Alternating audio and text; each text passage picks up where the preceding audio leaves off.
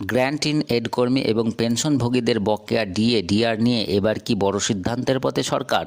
KMC এলাকার অবসরপ্রাপ্তদের জন্য বিজ্ঞপ্তি জারির পর নতুন করে জোরালো দাবি উঠেছে, গ্র্যান্ট ইন এড কর্মীদের ক্ষেত্রেও কি একই ব্যবস্থা নেওয়া দরকার? কি বলা হয়েছে, কারা দাবি তুলেছেন, শেষ পর্যন্ত দেখুন, সমস্ত তথ্য জানাচ্ছি। নমস্কার, আপনারা দেখছেন বিএস ইনফোকেয়ার চ্যানেল। সরকারি কর্মচারী, শিক্ষক, পেনশনভোগী, সরকারি প্রকল্প নির্ভরযোগ্য আপডেট পেতে চ্যানেলটি অবশ্যই সাবস্ক্রাইব করুন। মঙ্গলবার রাজ্য সরকার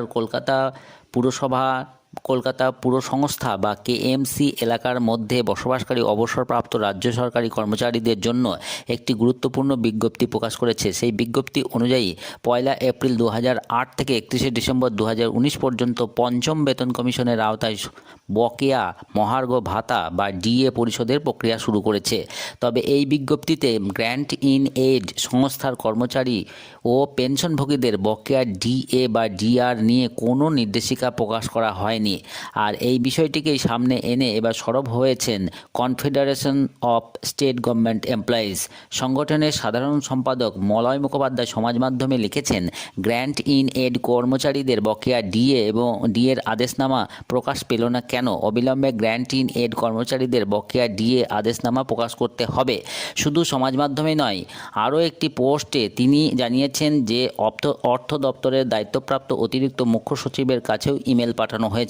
সেখানে তিনি আবেদন করেছেন রাজ্যের সহায়তাপ্রাপ্ত সংস্থা বা গ্র্যান্ট ইন এড প্রতিষ্ঠানের কর্মীদের ও পেনশনভোগীদের বকেয়া ডিএ দ্রুত মিটিয়ে দেওয়ার ব্যবস্থা করা হোক। তিনি চিঠিতে উল্লেখ করেছেন, গত 30/3/2026 পত্র সংখ্যা 1176 FP2 অর্থ দপ্তরের বিশেষ সচিব গ্রুপ সি দ্বারা বিজ্ঞাপিত গ্র্যান্ট ইন এড সংস্থাগুলির অধীন সংশ্লিষ্ট দপ্তরগুলো যথাক্রমে স্কুল শিক্ষা, উচ্চশিক্ষা, পুর, নগর উন্নয়ন, গ্রন্থাগার, গণশিক্ষা, পরিবহন, পঞ্চায়েত, সংখ্যালঘু প্রভৃতি দপ্তরের পদস্থ আধিকারিকদের নিয়ে আপনি গত 1/4/2026 তারিখ ওই সকল কর্মচারীদের, সরকারি কর্মচারীদের ন্যায্য বকেয়া ডিএ মিটিয়ে দেওয়ার লক্ষ্যে দ্রুত পদক্ষেপ নেওয়ার সদর্থক বার্তা ওই 7 দপ্তরের মাননীয় সচিবদের কাছে তুলে ধরেছেন। এরপরে তিনি আরও লিখেছেন, আমরাও চাই অবিলম্বে সঠিক হিসাব কষে কর্মরত ও অবসরপ্রাপ্ত শিক্ষক, শিক্ষাকর্মী, বোর্ড, কর্পোরেশন, পুরসভা, আন্ডারটেকিং সংস্থা সমস্ত গ্র্যান্ট ইন এড কর্মীদের বকেয়া ডিএ ডিআর প্রদানে দ্রুত ব্যবস্থা গ্রহণ করবেন।